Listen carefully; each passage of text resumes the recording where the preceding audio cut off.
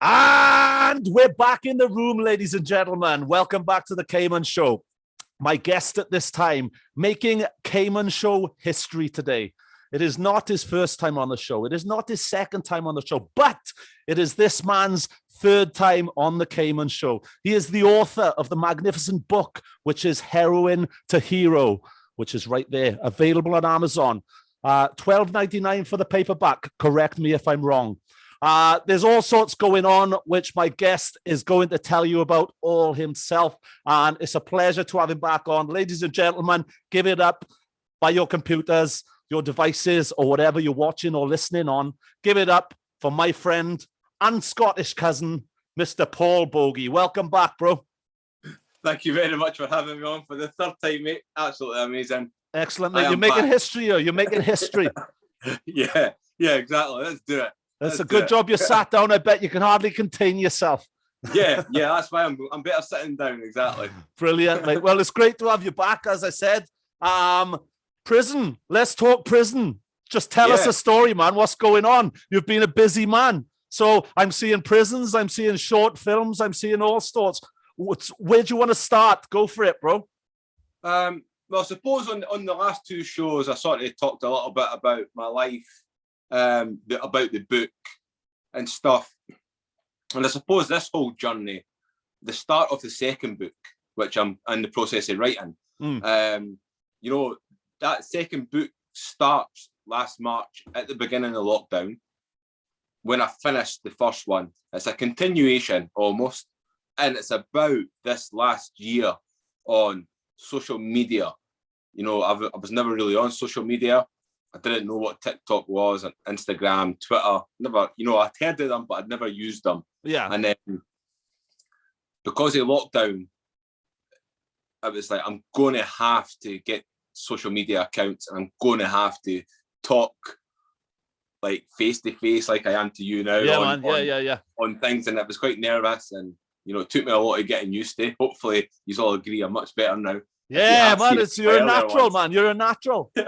So it was, over that last year, it has been mostly about raising awareness of the book, but it's about my life story as well, and so much of it isn't in the book. People seem properly intrigued to know how I achieved 16 years of heroin. And obviously, I'm more than happy to share my story with anybody that asks. So the more that I was on social media, as the months went by, I was getting messages from people that I'd never met before, all across Scotland, about the book. And then other messages started to come in from prison guards and school teachers, and then it was like, because it was still in lockdown, I'm not saying that, it was not going to happen, but I tried not to focus on it, mate, because I didn't know how long lockdown was going to take.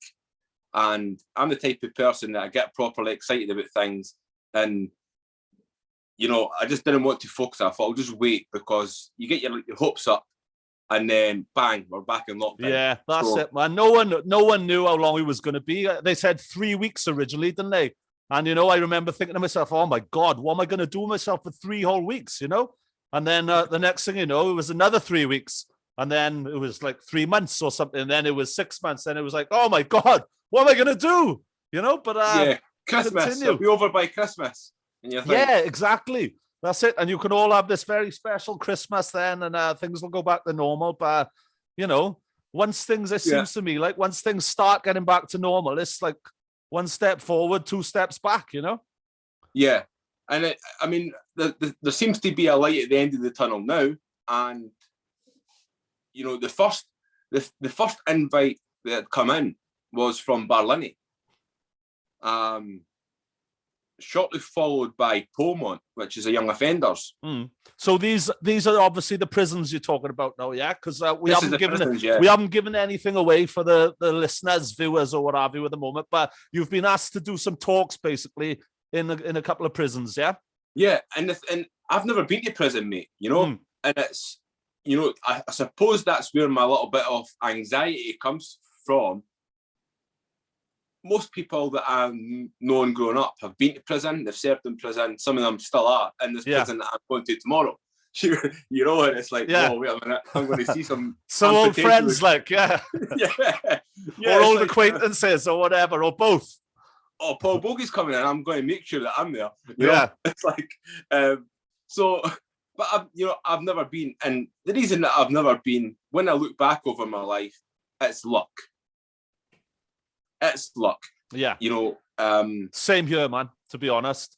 I've been in the back of that van a few times.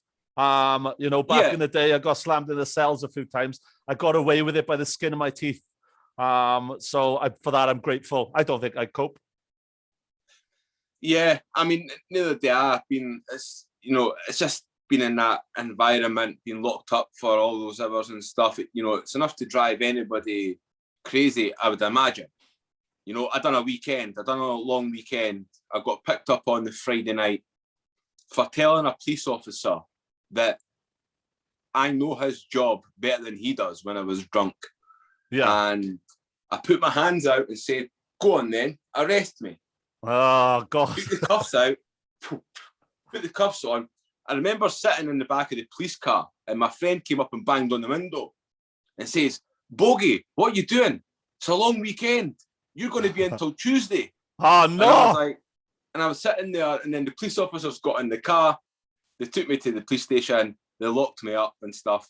And I was left, until Tuesday morning. And I got out. So that's my only really experience of prison, being in jail. Yeah. Or being locked up, against your will, like, yeah.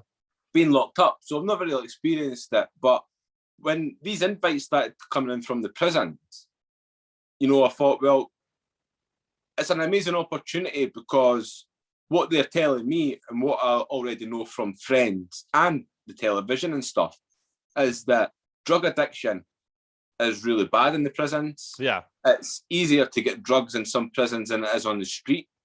And these are things that my friends are telling me when they come out of the jail. I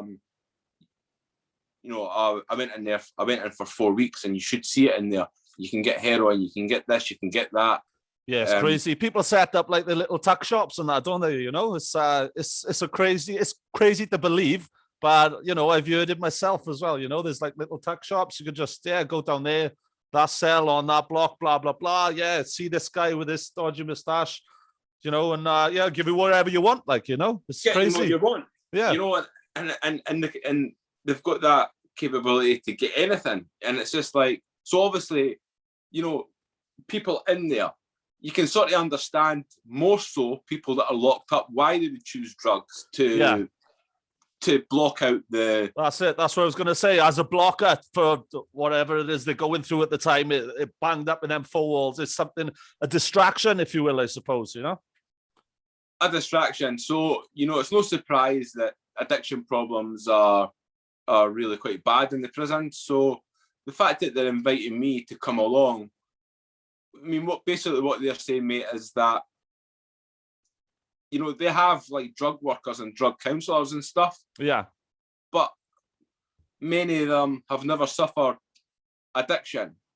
That's what I was going to say, man. Yeah, that none of them, they've, as good as they are, all right, and many of them are, and they're great and everything, but it's nice for someone in that position to be talking to someone who's been in that position rather than read about being in that position, if that makes sense. Not that there's anything wrong with that, not that they're not saying the right things or doing the right things, but for someone who's in the gutter, they want to speak to someone who's been down there where they are, I think. I was the same when I first started looking for help for my heroin addiction, and I was seeking out drug counselors and stuff. It was often the case when, like you say, no disrespect to anyone, they do a great job, but they've been to university, they've read all the books about addiction, about psychology, about the mind and stuff, and once they're there sitting in front of an addict, they're genuinely trying to help that person. However, I've been that person on the other side of the desk, and I know firsthand that when someone starts talking to me about cold turkey, and I know that they've read it from a textbook. It's not the same. My mind, for whatever reason, just didn't allow me to engage with the person. I get it. I knew that they were nice people, and I knew that they seemed very caring about me. But when they were trying to go and get into the nitty gritty about detoxing and doing this and doing that, and when that feels like that, Paul, you should do that. My mind just didn't allow it to engage. And then eventually I met a guy on one of the courses, and he had been 8 years clean of heroin. And I'll never forget the day that I met him. It had such an impact on my life, because I remember the first thing that says is, "How are you still alive?" I was there on heroin at the time, and heroin kills. That's what I was taught at school. So there was this guy telling me, "Paul, like, I've been with you, you've been on 8 years off heroin." And I was like, wow, like, instantly in my mind just switched on, and I hung off every word that he was saying, because I wanted what he had achieved, which was to be clean. Yeah. And when he was talking to me about cold turkey, I could relate to what he was saying and accept him because he's been there. When I was talking, he was finishing some of my sentences, and it was like, wow, like, he does actually understand. And it was like, This is amazing. Granted, I didn't fix my addiction problems there and then, but that moment, that seed that he planted, definitely stuck with me. And I suppose it was, heroin doesn't always necessarily have to kill if this guy's alive. So I hope that by me sharing my story, that I can sort of maybe inspire other people the way that I was inspired, in a similar sense, where when I start talking and say, look, guys, I never learned about addiction through a textbook. I've lived it. I've been on heroin, I've been on Valium, I've been on this, that, the other. I've suffered with depression, I've been suicidal. I know exactly where some of you are at. And, obviously, I plan to talk about myself initially to let them know me. Yeah, of course. I think that's important, And then after, I'm going to talk to them about addiction, about breaking addiction. And this is where the Paul Boggie counsel mode comes out in me. Yeah. Where I do get extremely passionate. I probably will swear. I'm sure the prisoners are not going to mind me cussing. Yeah, I'm sure they've probably heard it before. At least some of them. Yeah. So when I'll get into this counselor mode, and it will come across. I'm confident that it will come across, because that's what people have said in the last year that have seen me on social media and stuff. People I've spoke to say the passion's oozing out you. And I want them to see that I'm passionate about helping them. Yeah. Not for any other reason, is that unfortunately I've had a bit of a shitty life, and I want to use what I've learned for having, the life that I've led. I want to use everything that I've learned, and I want to give it back to everyone or anyone that's willing to listen. Yeah. It's not like, oh, but you speak to these people, don't speak to these people, and that's why social media is really good, because it's allowed me to reach these people. Yeah. And in the prisons, I don't know if they've got, I'll not be surprised if I go in tomorrow and they've got Twitter accounts, Instagram and Facebooks. I think it depends where they are in the country or whatever, Many I know of do. Some I know of don't. Some I know of is hit and miss, So, we shall see. These people are obviously locked up, and it's not for me to judge why they're locked up. That's not why I'm there. Yeah, it's for me to make these guys tomorrow, for the rest of the prisons, guys or girls, it doesn't matter. Yeah. And again, it doesn't matter what crimes they've committed, why they've been picked up, why they're locked up. What matters is that if they have a drug addiction and they want to break that drug addiction, it's important that they know that they can. Yeah, definitely, man. Definitely. That's the the first step is to have a bit of belief that it can be done, and to see someone who's living color and living proof that's been through the experiences that they may be going through, all right, not prison, you've said, but, the experiences of addiction, and to see what can happen and what can be achieved if you come out the other side, it's a big deal, and it's a big ray of hope for them, I would assume, Yeah, and that's exactly what I want to be for them, is just give them a bit of hope.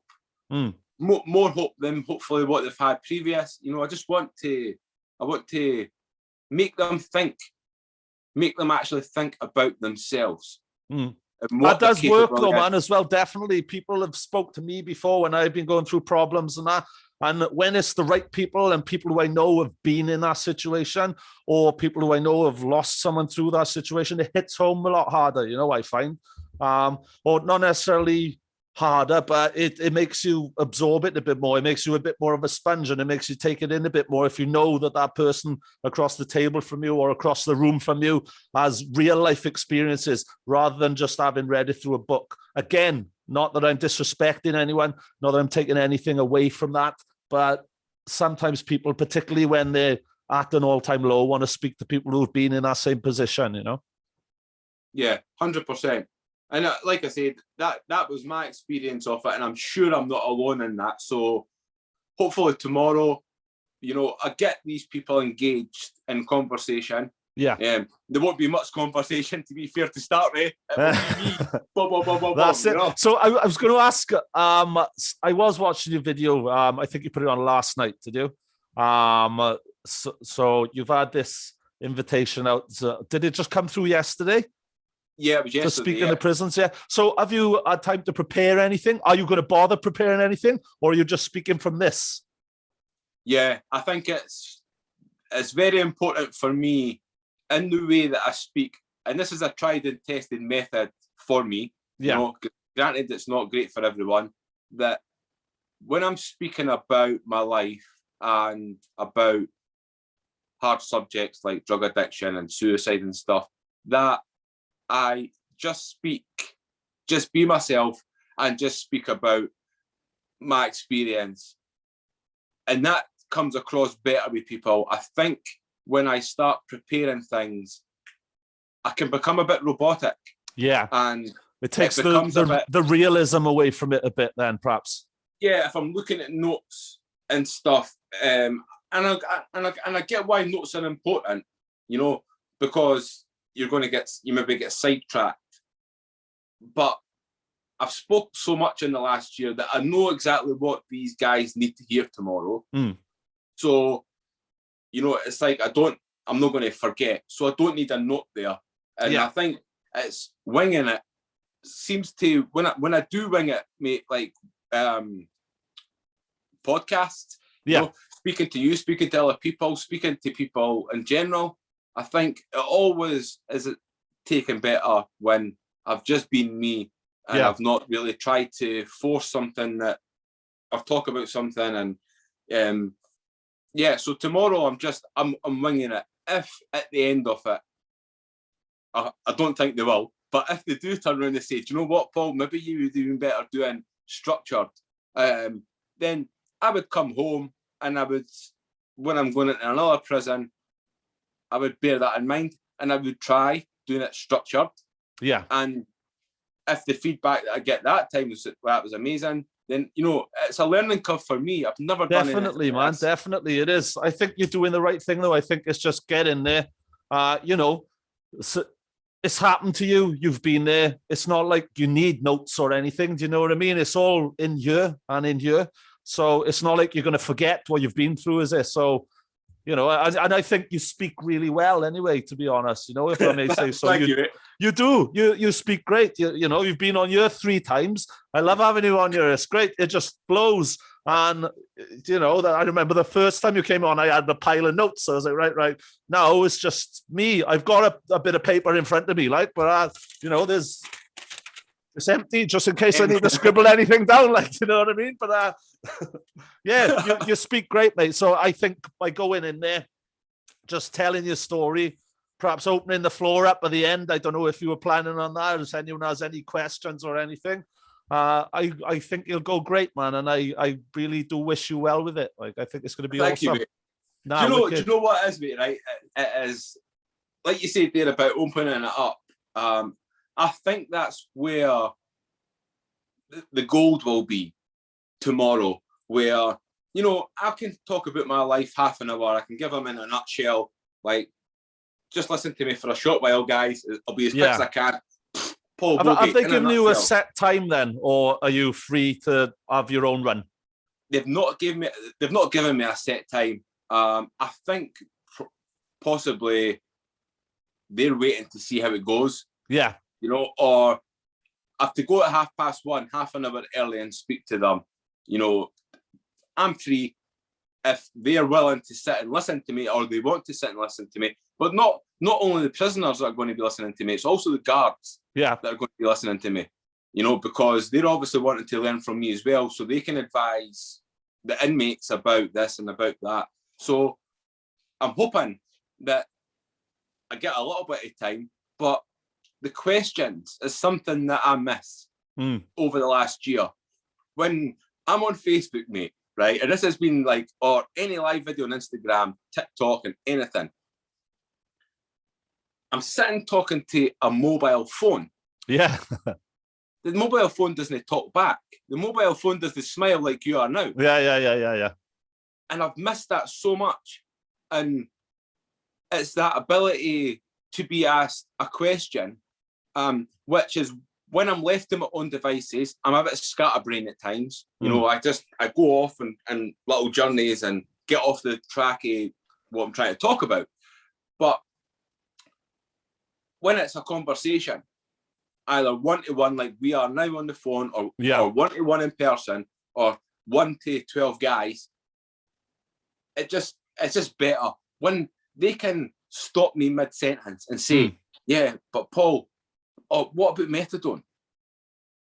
You know, I never mentioned methadone. I was a methadone addict as well. You know, and I can just have them bombard. That's it. They can stop you at any point to just get in if they're unsure of something, if there's something niggling away at them that they want to know or have your opinion on it. Bang, yeah, job done. Just go for it. Ask me right now. You know, didn't hold back. Didn't think that you're interrupting me. Didn't think that you know, I'm here for you. Whatever questions you have got, ask me. Yeah, and there's no set format.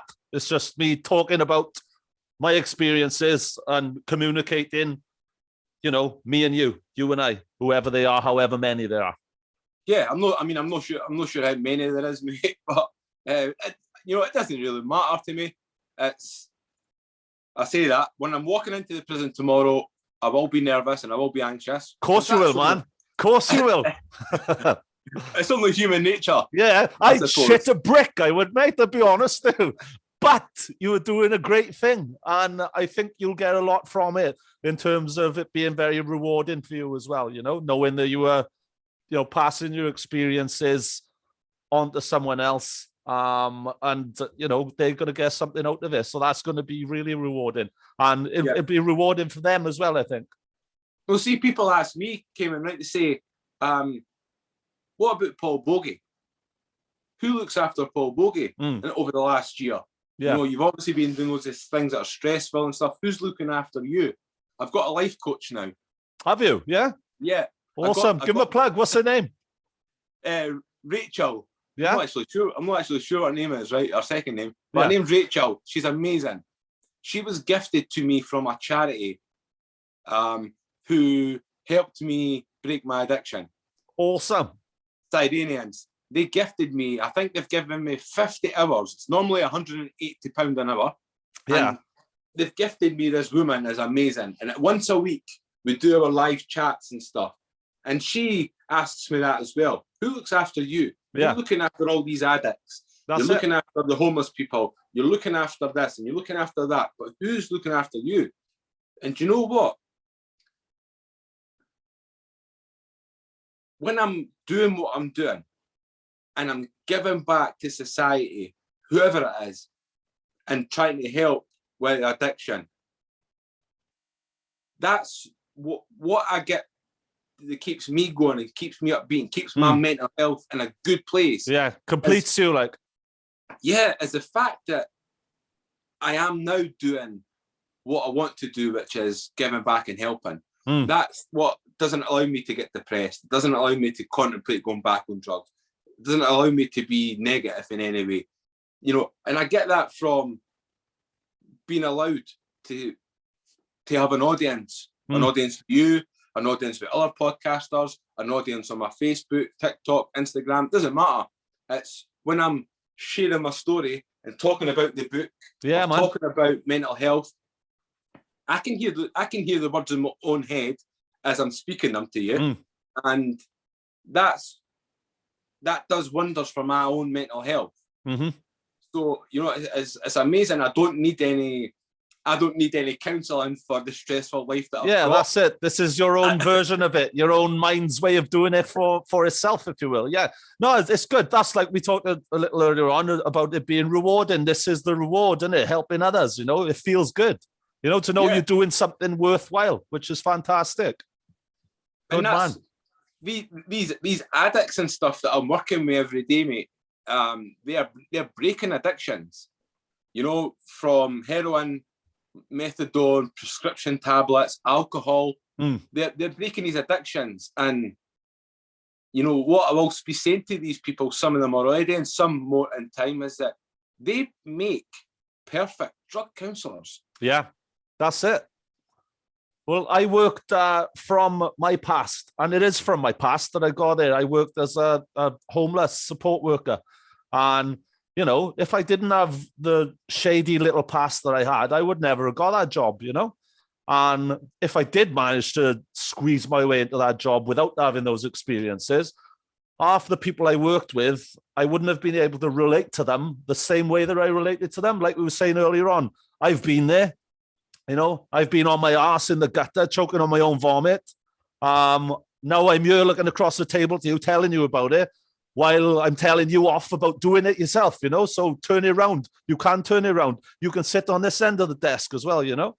And some of them, I know I won't say I turned them around, but I put them on the right path, and they've turned themselves around as well. So, yeah, you know, like you were saying, they can be drug counselors. They can be whatever they want at the end of the day. It's just taking those steps and seeing, like I said, I've turned it around. You've certainly turned it around. It can be done, you know? Seeing is believing at the end of the day. Yeah. And it's one of those things, you know, I'm a qualified peer support worker. Yeah. It's probably outdated now, you know, but I'm qualified to talk about it, and so are these people.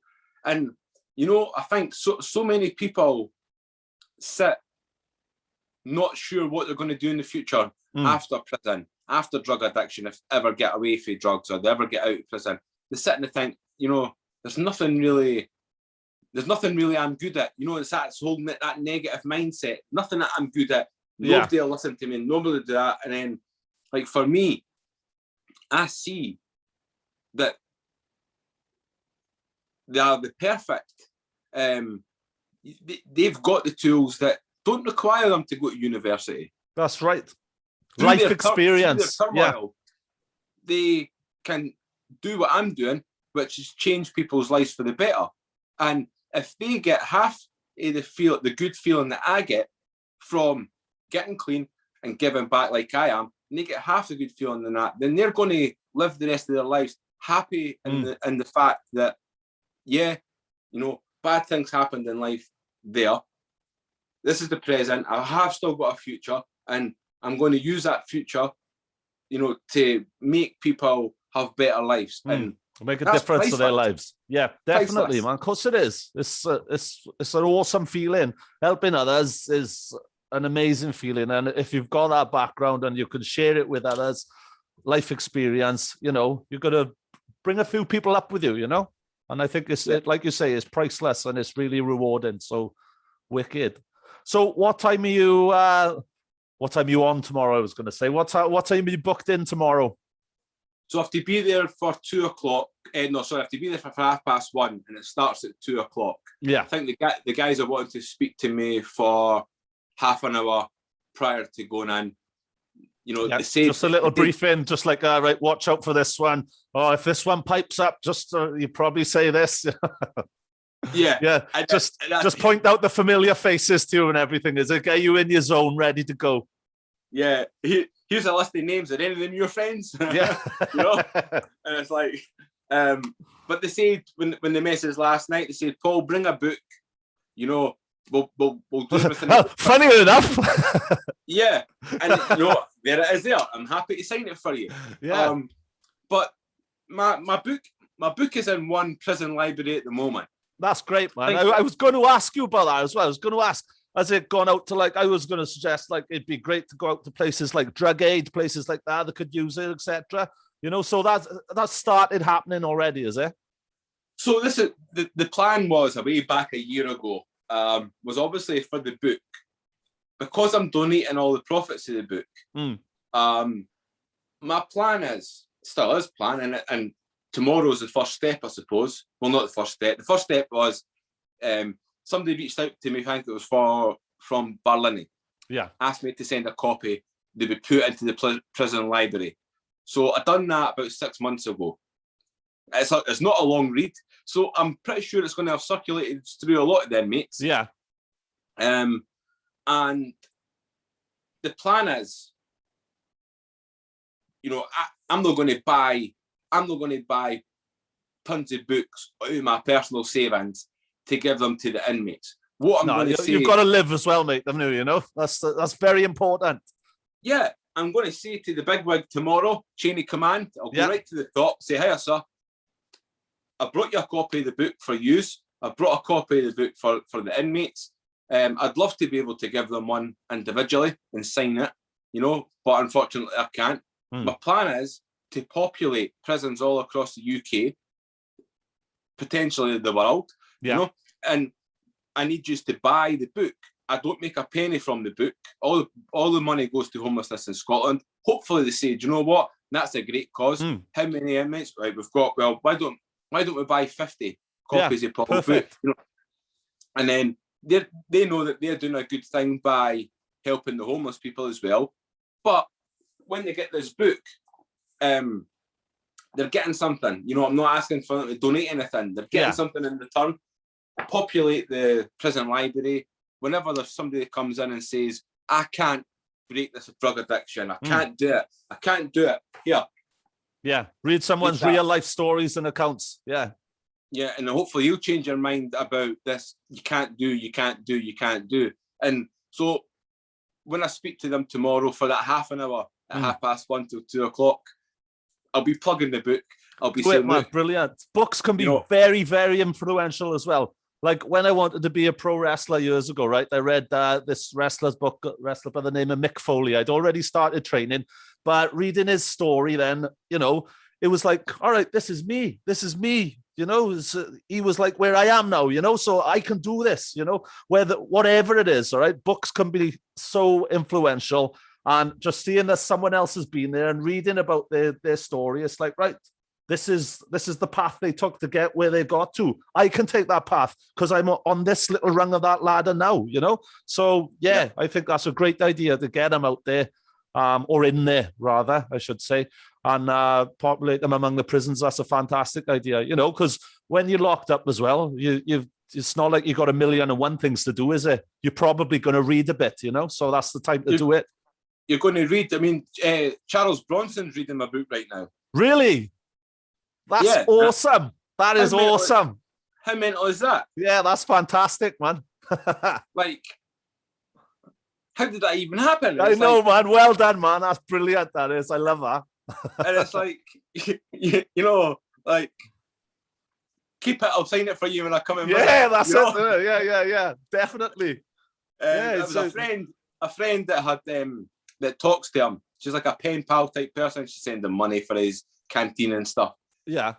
She sent him in a copy of the book. And I just think that things like that, like, it's just amazing. Like to think that it's a really cool endorsement for the book, that isn't it? Oh yeah, Charles Bronson's read it. Just yeah, just throwing that out there. Just saying, yeah. That's brilliant, man. That's brilliant. That is awesome. That's tickled me. Yeah, blown me away. Like, and then you think, it doesn't have to stop there. No, does it? Heck, what other influential people out there can I get to pick up my book, read it, promote it, talk about it? And it's surreal. Like the last year, I began social media as a nobody. Obviously to my family and friends. Yeah. But not every bugger knew you.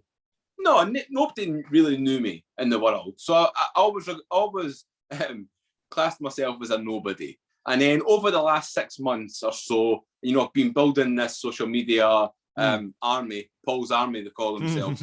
And I say to myself, I'm a relative nobody now. And when I was thinking about it last night, and I'm thinking, there's hundreds of thousands of people across the world that know who I am. That's a crazy thought to think, that so many people, but not just so many people have, maybe seen me for 5 minutes on the news or anything. That so many people have seen me speaking at length. Some of them have bought the book. More will buy the book in time. Definitely. The short film. I never mentioned. I'm not sure what time you're on, so I didn't want to take too much of your time. No, mate. Hey, we could go. I got another hour. I have. You're all right. Well, I've got. I had a filmmaker who pulled out doing the documentary. I think I read something about that. Yeah. And it stressed me out, and I was like, geez, what is it with people like letting me down? Like it's just stressing me out. So I spoke to some of the people, the volunteers that I've got in a group, and they said, Paul, you need a production company to take your story on. They'll get the funding, they'll get all this and they'll get that. And I was like, right, put a post up on Facebook. A few hours later, got people biting back. One of them's from Edinburgh. Yeah. It's like, perfect. Awesome. Phoned them, had a Zoom meeting, spoke to them, lovely guys. They're like, Paul, I gave them the half an hour in a nutshell, Paul Boggie. There. As you do. As you do. And they were like, Paul, that's amazing. And we can't wait to help you make this documentary film and share it. I'll share it over the world. And, and it's like massively exciting to be making a documentary about my life. That's something that I've always had a plan to do, mate. But I kept getting let down, for whatever reasons. People just kept letting me down, pulling out. And then I think that's just what people do, man, don't they? It's a vicious circle of life. People just let you down. There's an old saying: the only person you can really rely on is the one staring back at you in the mirror.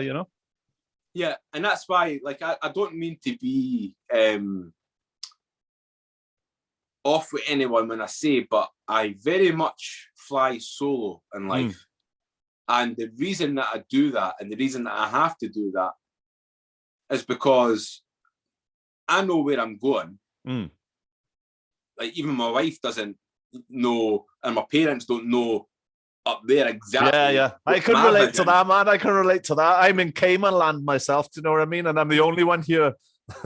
I would probably get sectioned and locked up. I'll see you there. It's like, and it's like that. I'm very much a daydreamer and stuff, but now dreams are possible. When you growing up through life, you sit and you think, imagine what it would be like to be in the army, or imagine what it would be like to win the lottery. Imagine what it would be like to drive a Lamborghini. You sit and fantasize about things in life, whatever it is. And that's just a daily thing that we do as humans. We do. We still do it now. They're just the dreams. Yeah. You accomplish some dreams and then you move on to new ones. Then don't you? It's like for me, it used to be, imagine being a wrestler, and then it'd be like, imagine wrestling this guy who wrestled on the WWE, and then it'd be like, imagine wrestling overseas. And it's just like, yeah, great, good stuff. You know, you just evolve. Your dream set just evolves, doesn't it, with life? Like, yeah, you can make them a reality. And yeah, it's definitely.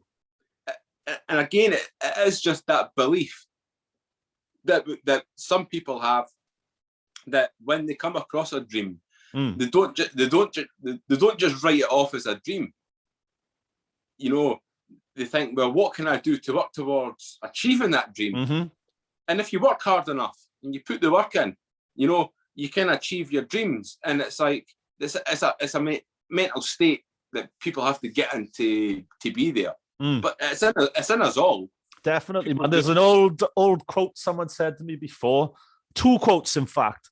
The first was, "If it's to be, it's up to me." And the second one was, "You only get out what you put in." And I strongly believe that. It's whatever you put into that. It's like, right, I want to be, I don't know, I want to be a baker. Right, I need to learn to bake then, don't I, first of all? I'm not just going to, you know, go for this job as a baker and just be welcomed with open arms. Yeah, come on, I'll teach you. You know, you gotta learn it. You gotta see what you've got to do to be that baker, etc. You know, but yeah, if it's to be, it's up to me. So decide what you want out of life, and then you've got to look at ways to achieve it. You know, that's what I think. Anyway, that was in my course that I'd done. That what helped me break my addiction. Yeah, that's in the folder. I wish I had the folder to hand. Which one? If it's to be, it's up to me. If it's to be, it's up to me. And it has it in big bold letters. And the folder actually has quite a lot of quotes like that mean the roundabout same thing. Yeah. Which is, look, it's up to us. Yeah. You know, to achieve anything in life or to change anything in life, it has to come from us. And I think it's amazing when you hear certain quotes that they stick. Yeah, they do. I think we might have done the same course as well, man. Was yours all about habits and that as well then? No, so like 30 days to change a habit and all that. That's what my one was drumming into me. Well, mine was called The Breakthrough to Excellence. Right, okay. And it was nothing to do with addiction, mate. You know, it was nothing to do with drugs whatsoever. No, it was mine. It was like motivational. It was like goals, motivational training. That's what it was called. Goals. Well, this was Breakthrough to Excellence, and it was all about the mind. Yeah, the power of the mind. And there was this crazy. I say crazy. He's probably not crazy, right? But he's an American psychologist, Lou Tice, and he does these motivational videos and stuff. And I remember the very first day doing this course, sitting listening to this guy with an American accent, with the white hair, saying, "It's up to me." What is he going on about? It's not to me. Like, I've relapsed 13 times. It's the government's fault I'm a heroin addict. It's my mum and dad's fault I'm a heroin addict. It's my brother's fault that I relapsed that time. You know, it was my friend's fault that I relapsed that time. You know, and I've tried, and it's, you know, and I was deflecting, or I thought I was deflecting this information that this guy was telling me. And so I'm so thankful that he was actually planting seeds that I didn't realize were going in. Yeah, I got you. You know, and obviously that morning, almost 17 years ago, May the 14th, I'll be 17 years. You know, and that'll be a day to celebrate like the rest of them. But it's like that morning when I woke up, I heard him. You know, like he lingered on you, on your mind. It's up to me. Wait a minute. You know, is it true? Is it true? Let's find out. It made you question it. Like, it made you ask. Yeah. Is it up to me? Is it up to me? You know, and I went in that mirror, I put my nose in that mirror, and you know, and I said, don't ever ask for heroin ever again, because you're never getting it. And instantly, I answered the question. He was right. Brilliant, it is up man. To me. Yeah. It is up to me. And I stopped like that. Stopped all drugs straight away. And, you know, I went through cold turkey. It was hell on earth. I was having a party in my head, mate. I was having a party. I loved it. Absolutely loved it. But a nice one. Yeah, it was like, you know, physically, I was in such a bad way. Yeah. You know, I was below 8 stone. I couldn't eat. Could barely keep anything down. Just in such a bad way for that week. Really, really bad. And I remember it was just amazing. Lying in my bed going cold turkey. It was amazing because I realised where I'd went wrong the 13 previous times, and I realised that if it is my choice, I knew for the bottom of my heart that I didn't want to be a heroin addict anymore. I knew. I meant it when I promised my mum and dad. That's it. I meant it. You know, I wasn't just saying it because I thought that that's what they wanted me to say. I meant it. And when I failed, it broke my heart. And this time, on the 14th attempt, I remember lying cold turkey and tossing and turning, sweating. And I remember sitting there thinking, I can't wait for a few weeks' time for me to go down to my mum and dad. I can't wait to tell them. I can't wait to show them because I'm eating. I've got colour back in my cheeks. I'm smiling. I'm optimistic. I'm talking about a future that I never thought I had, which I had never spoke about for years, you know, because I thought I was going to die. And I can't wait. And whilst I was going through this whole cold turkey, horrible physical turmoil in my mind, you know. But all these positive thoughts, like, distracting myself, like, oh, what am I going to eat? What's my favourite foods? You know, imagine what job could I get? Oh, what girlfriend could I get? What car what's going to be my first car? Once I get a job, what's going to be my first car? Oh, it's going to be amazing when I'm driving again. How good's this? You know, and it's just affirmations, I think they call that, don't they? Affirmations. Yeah, that's right. Yeah. And I'm just bombarding my head with these things for that whole time. I still do it now. You know, and I do. It's great. It's important to keep, you know, to continue to do this. Definitely. And it worked. And it's like to be able to sort of share that with people in the hope, you know, I recommend people tapering off Caiman, right? Because that's the way that you do it. That's the way doctors do it. Say it's dangerous to stop. It's dangerous to stop. Take your time. Go slow. So when I'm in my support group, I do say to people, look, just taper off. Yeah. When you get to the point where you're on such a low dose. Yeah, next to nothing. Yeah.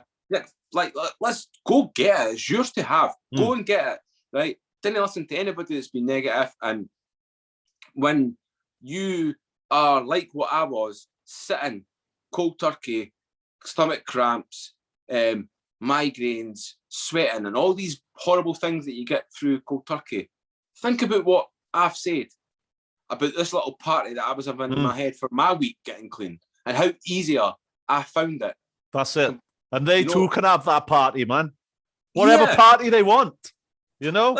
Just make their own party, wherever one they want. They can be wherever they want, do wherever they want, you know? Affirmations, this is important, man. It is. Like you say, you still do them now. I still do them now. A few years back, I thought to myself, oh, I'd really like to do my motorcycle test. I'm never going to do it, you know? Oh, no. But then I'd think about it and think about it and think about it. And then I'd see myself riding this bike. And I'd see myself riding this big Harley, you know, this big Harley fat boy, like on Terminator 2, the movie. And, you know, I ended up with a Chinese 125. And then I did end up passing my bike test. Then I ended up with a Harley Sportster. But now I've worked my way towards that Harley fat boy. And I have it now as well. And I'm bloody well enjoying it. You know what I mean? So I'm like Arnold Schwarzenegger with about, I don't know, a quarter of the arm size. On this bike, and it's fantastic. It's good, but that was an affirmation. I've had that affirmation for years, and I've looked at it and taken little steps, little baby steps. Well, I'll start with this bike. Okay, right. Well, I'll do my CBT. Okay, that's another little goal, little tiny goals. By ticking them off, you get to the big one eventually, you know? So, definitely, man. Brilliant stuff. It's the way forward. Like, it is. Baby steps lead to a giant leap, you know? Definitely, man. It's the way forward. Good stuff. Nah, mate, you're doing awesome. You're doing awesome. Books still selling well at the moment. You're still selling books daily? Selling books daily. I think I'm almost 900. Oh, wow. Bloody hell, Paul.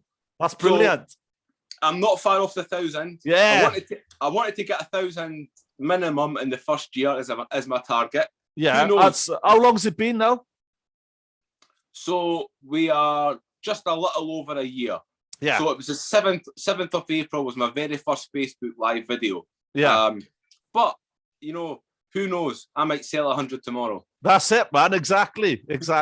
I'm sure tomorrow will go awesome, man, as well. It will. Like I said to you, you're a natural talker, and I mean that as a total compliment, all right? You've got an awesome story. You're a great human being, and I just got total kudos for what you're doing, man. So nice one. Thank you, mate. My Scottish cousin. Any plugs or anything before, or shout outs before we wrap up, my friend? No, I don't think there is actually. I mean, I'm pretty sure there will be a fourth installment anyway, because yeah, why not, man? Come on all the time. You know, you don't just have to come on and talk about this either. I do like a couple of quizzes with some of my old wrestling buds or some other people now. Come on and have a laugh, man. You're welcome anytime. You know that. You're a friend of the show now, aren't you? Yeah, exactly. Yeah, man, no, but it's cool. Like, yeah, good stuff. There'll be a fourth for sure. I'll want to talk about how this went, you know. So we could see you back as soon as next week. We just don't know, do we? Well, you're on my Facebook, so you will see all the updates as this year progresses. When you see something on my Facebook, you know, standing there with my arm around Arnold Schwarzenegger, you think, oh my God, Paul, how did you manage that? It's an affirmation. Yeah, it's an affirmation. You know, that night I spoke to you and you were talking about Harley Davidson, and you were talking about Arnie. I mean, I've tweeted Arnold. He knows about the book, hopefully. Oh, wow, brilliant. And, you know, when there's something that strikes you on my Facebook, you see that I'm up to something, because I put everything on Facebook. For anybody listening, you're more than welcome to join me as well. If you see something and you think, oh, he's away to another prison, or he started filming for the documentary, I wonder how that went, or what other exciting things. He's been on James English, or I've got loads of things set up. So when all these milestones throughout the year happen, I'll be more than happy to come back and share. Brilliant, mate. Hey, always happy to have you on anytime, man. Anytime. Even if we just come on, have a cup of tea and have a chat about whatever, all right? I don't care. The weather. Aye. Like a cup of tea. Job done. There we go. Like that one. Cheers. Cheers, Macca. Top man. Well, good luck for tomorrow, man. I'll probably speak to you at some point tomorrow evening anyway, on Messenger or something, right? Just to check and see how it goes. I'm sure it'll go swimmingly well, though, mate. I'm sure it'll be rewarding for yourself as much as it will be for them as well. So good luck with it. Keep in touch. Keep doing what you're doing. Good luck with the continued book sales, and I'll speak to you soon, bro. All right? Perfect. Thanks for having me, mate. My Scottish cousin, it's always a pleasure. Take it easy. Signing out. Woohoo!